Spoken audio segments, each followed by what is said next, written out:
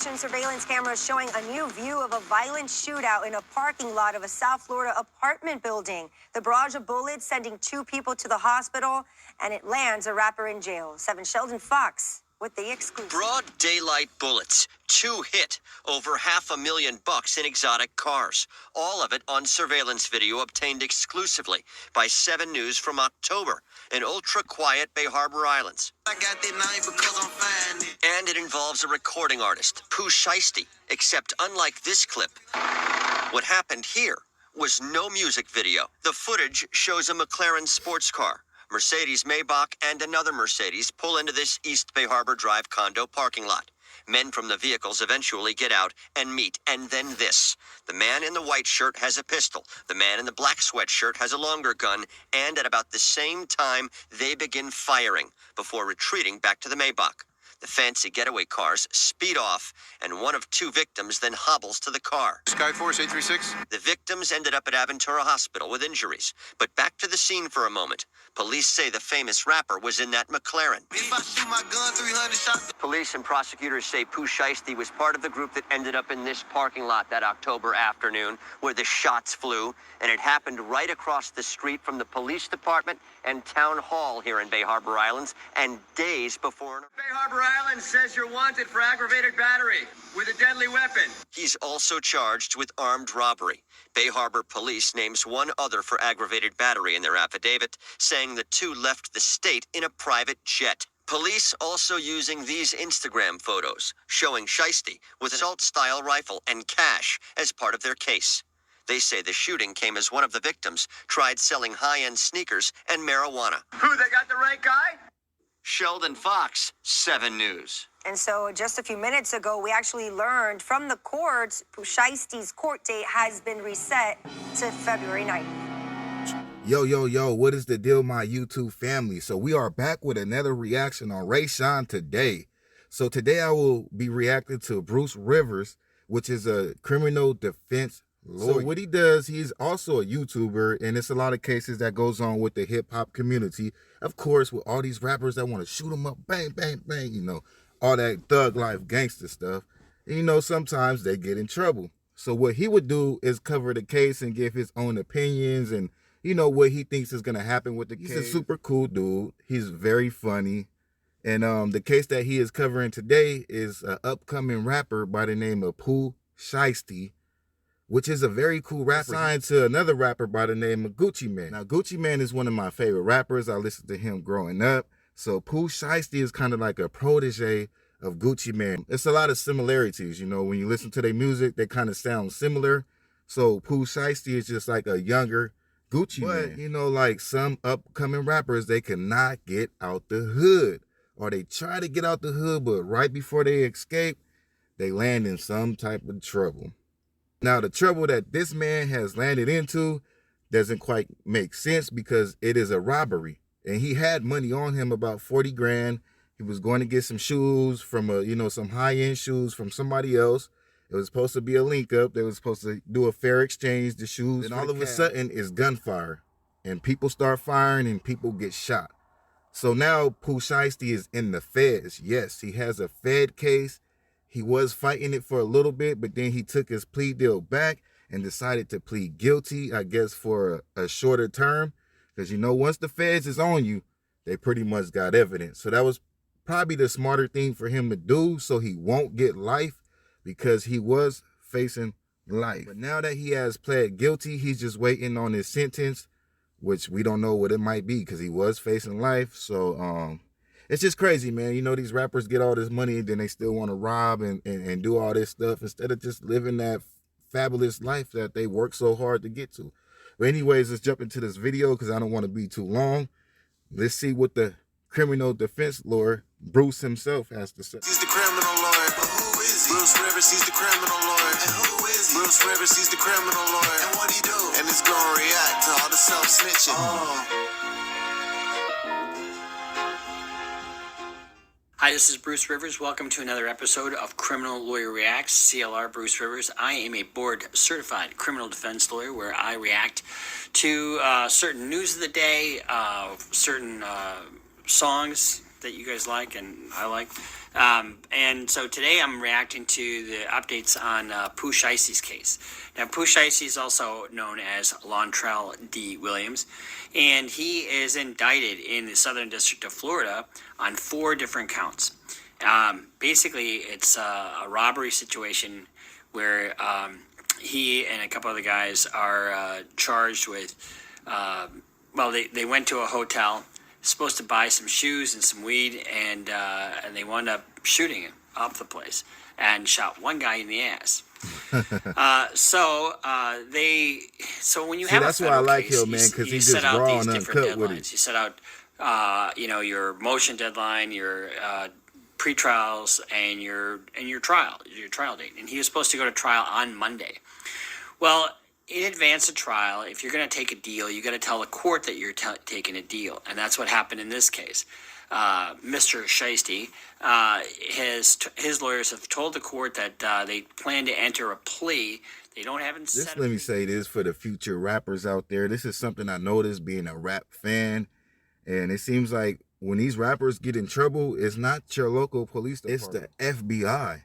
So it seems like they already watching you. You're a young black man. You're from the hood, and you have access to millions of dollars, which can go back to the hood. So, them federals is going to be watching you guys, man. Just don't think that you out there balling and not being watched by these folks. That's why you notice all these rappers, they always catching Fed cases. But what'll happen is they'll strike a plea agreement with the prosecutor in this case, and they'll they ask for a change of plea hearing, which they've done. Then they'll file the plea agreement so you can see what the actual deal is. So we don't know what he's going to plead to quite yet. But what's he looking at? Well, he's charged with, among other things, 924C. 924C is using a firearm in violation, in furtherance of a criminal offense. And that's a separate crime than the underlying 1951, the robbery, basically. It's a Hobbs Act violation. So when you have that, and if somebody was injured, I just don't understand it, man. These guys go from having all these thousands and hundreds of thousands of dollars to staying in nice places to go.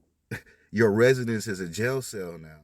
Oh, come on, man. I gotta think smarter than that, man. I gotta think smarter than that, man. On to what otherwise would be, And that's another thing, man. Think about how much time it takes to commit whatever crime you committing.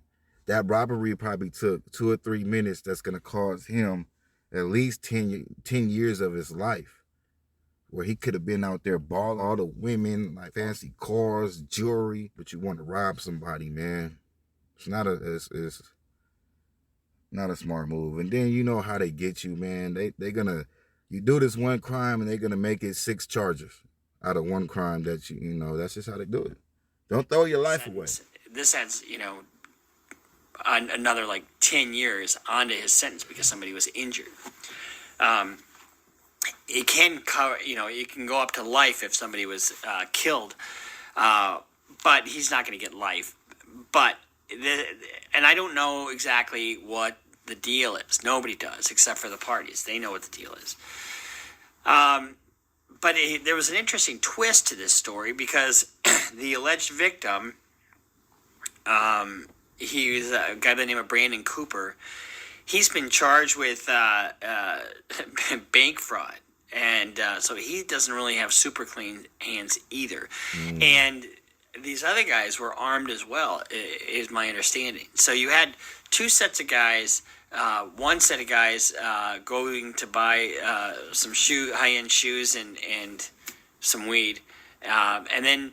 But if you remember how this case got solved, Mr. Williams and his crew were in a vehicle, and they had a Louis Vuitton bag that fell out of the car, and over 40 grand in fucking cash fell out of the car. Okay.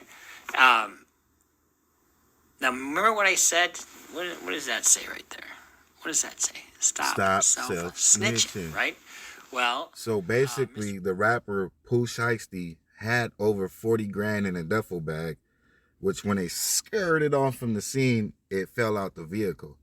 But the point that I'm trying to get to is you most likely had the money to buy the high-end shoes and the weed, but greed settled in and he decided to want to rob the Williams person. earlier that day flashing his money on the screen on Instagram, and guess what happened?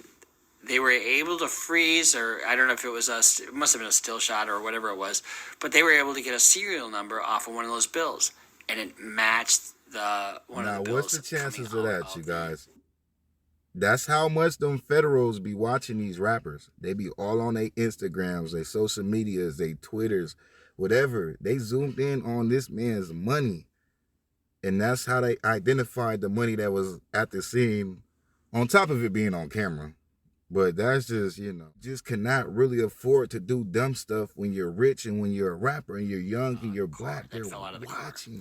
So, when you think you're all fly and all that, and then you put all this crap on Instagram, that's a permanent record. Anything you put online is a permanent record. So so don't self-snitch, Mr. Williams. Nobody should do things that are going to get them in trouble later. And that's the problem with a lot of these people, man. They get up, and it's not even about being up. It's you're up still doing illegal stuff. When I mean up, that means your money. You have a bankroll. You know what I mean? You gotta watch how you maneuver. You can't get a bankroll and then maneuver slop. It doesn't make no sense. Get your bankroll and live your life and stay out these people. With illegal activity. You just shouldn't do it. So Mr. Shiesty's trial, Pooh Shiesty's trial was supposed to start Monday. When you start a trial, it's the government's burden to prove your guilt beyond a reasonable doubt. They do that by presenting witnesses and evidence in open court, right? To jury. And in federal court, the judge does most of the talking, but you're able to ask the jurors questions to see if they can be fair. And you can kick a number of jurors off for any reason or no reason. There's no limit to how many strikes you get for cause. And strikes means you kick them off the jury. It's really jury deselection, not jury selection. And so if they can't be fair, they can't sit on the jury no matter how many of those for cause strikes you use. There's another thing called preemptories where you can just say, I don't want them just because, she's a suburban housewife and I don't think that's the kind of jury that's going to be favorable to me. The only thing you can't do is you can't strike somebody for a race reason, like I don't want black people on the jury or I don't want Jewish people on the jury. You can't do that. So he has indicated to the court that they are not going to have a trial. And so in a trial, the prosecution goes first. They do their opening. Defense does their opening.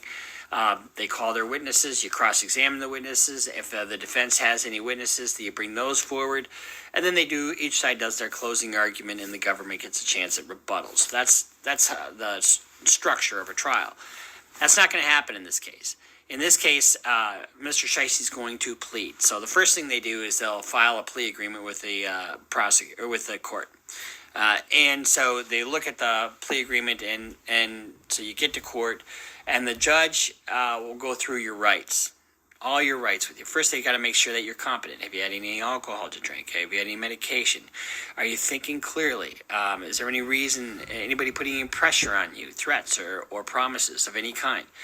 Usually they say no. So now you establish the fact that the person's competent and not under any undue pressure to plead guilty. Then you go through the waiver of your rights. So the judge will ask him, you understand you have the right to a trial. At a trial, you're presumed innocent, and go through all the different trial rights that you have. You have the right to remain silent at a trial. Nobody could comment on your silence, blah, blah, blah, blah, blah.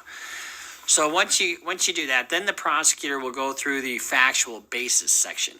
So you can't enter a plea of guilty if you're not guilty. So you have to admit that you did what they say you did, or whatever the agreement is, whatever you're pleading guilty to. You have to admit that you broke that law.